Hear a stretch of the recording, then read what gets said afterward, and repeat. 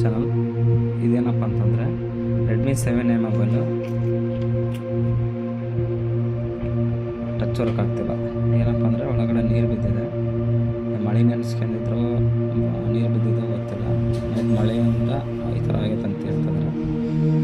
ಈ ಪ್ರಾಬ್ಲಮ್ನ ಹೇಗೆ ಸಾಲ್ವ್ ಮಾಡೋದು ಅಂತೇಳಿ ವಿಡಿಯೋ ಮುಖಾಂತರ ತೋರಿಸ್ಕೊಡು ಬನ್ನಿ. ಬ್ಯಾಕ್ ಓಪನ್ ಮಾಡಿ ಸ್ಕ್ರೂಗಳೆಲ್ಲ ರಿಮೂವ್ ಮಾಡ್ಕೊಂಡು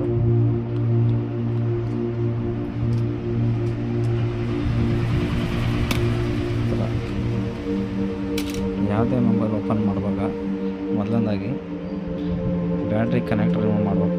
ಫಸ್ಟ್ ಕ್ಯಾಪ್ ಓಪನ್ ಮಾಡಿದ ತಕ್ಷಣ ಸ್ಕ್ರೂ ತಗೊಂಡ್ಮೇಲೆ ಬ್ಯಾಟ್ರಿ ಕನೆಕ್ಟರ್ ಓಪನ್ ಮಾಡಿ ನೆಕ್ಸ್ಟ್ ಇದರಲ್ಲಿ ಟಚ್ ಕನೆಕ್ಟರ್ ಎಲ್ಲಿದೆ ಅಂತ ಕನ್ಫರ್ಮ್ ಮಾಡಿಕೊಂಡ್ರೆ ಇದು ಬಂದು ಡಿಸ್ಪ್ಲೇ ಕನೆಕ್ಟರ್, ಇದು ಬಂದು CC ಪೋರ್ಟ್ ಮತ್ತು ಮೈಕ್ ಸಪ್ಲೈದು ಓಕೆನಾ. ಮತ್ತು ಇದರಲ್ಲಿ ಟಚ್ ಕನೆಕ್ಟರ್ ಕೂಡ ಬರುತ್ತೆ. ಟಚ್ ಸಪ್ಲೈ ಕೂಡ ಇದರಲ್ಲಿ ಇರುತ್ತೆ CC ಬೋರ್ಡಲ್ಲಿ. CC ಬೋರ್ಡ್ ಹತ್ರ ಕೂಡ ಓಪನ್ ಮಾಡ್ಕೊಂಡು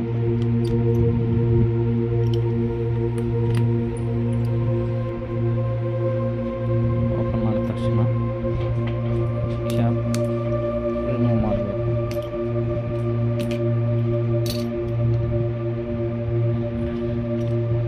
ಕೈಯಿಂದ ಬಂದದಂದರೆ ಈ ಥರ ಟ್ಯೂಸರ್ ಸ್ಟಿಕ್ ಟಚ್ ಆಗದಂಗೆ ಈ ಟ್ಯೂಸರ್ ಮುಖಾಂತರ ಈ ಥರ ರಿಮೂವ್ ಮಾಡ್ಕೊಂಡು ಸರಿನಾ.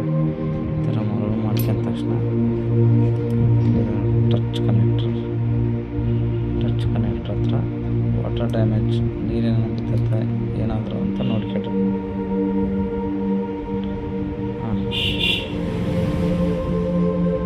ನೀರು ಸ್ವಲ್ಪ ಲೈಟಾಗಿ ಬಿದ್ದಂಗಿದೆ. ಬನ್ನಿ ಸರ್ವಿಸ್ ಮಾಡೋಣ. ಕೆಮಿಕಲ್ ಐತೆ NC ಟಿನ್ನರ್ ಅಂತ. ಈ ಕೆಮಿಕಲ್ ಮುಖಾಂತರ ಒಂದು ಬ್ರಷ್ಷಿಗೆ ಕೆಮಿಕಲ್ ಹಾಕ್ಯಂತು ಎಲ್ಲಿ ನೀರು ಬಿದ್ದತ್ತೋ ಈ ಕನೆಕ್ಟರ್ ಕೂಡ ರಿಮೂವ್ ಮಾಡಿ ಕ್ಲೀನಾಗಿ ಸರ್ವಿಸ್ ಮಾಡಬೇಕು. ಈ ಥರ ಬ್ರಷ್ ಮುಖಾಂತರ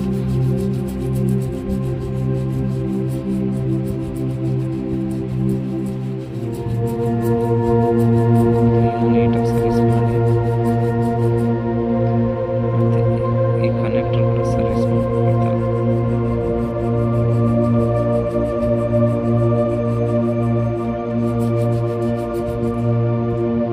ಈ ಥರ ತಕ್ಷಣ ಒಂದು 5-10 ನಿಮಿಷ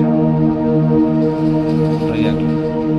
ಕೆಮಿಕಲ್ ಹಾಕಿರ್ತೀವಲ್ಲ ಒಂದು 5 ನಿಮಿಷ ಡ್ರೈ ಆಗಲಿ.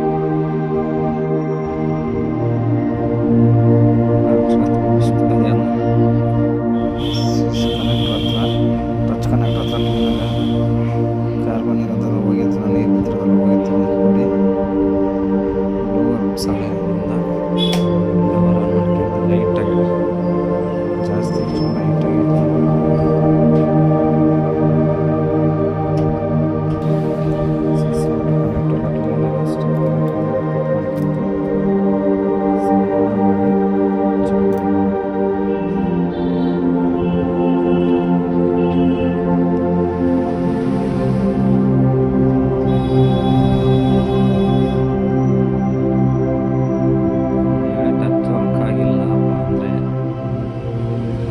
ಟಚ್ಚು ಒಳಗಡೆ ಟಚ್ ಪ್ಯಾಡು ಪ್ರಾಬ್ಲಮ್ ಆಗಿರುತ್ತೆ. ಆಗ ಈ ಟಚ್ನ ರಿಮೂವ್ ಮಾಡಿ ಹೊಸ ಟಚ್ ಹಾಕಬೇಕಾಗುತ್ತೆ.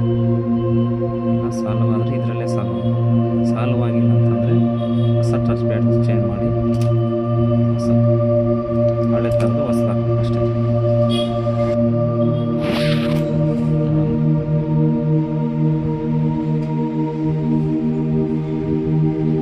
ಆಗ್ತಿಲ್ಲ ಇದು ಟಚ್ ಕಂಪ್ಲೇಂಟ್.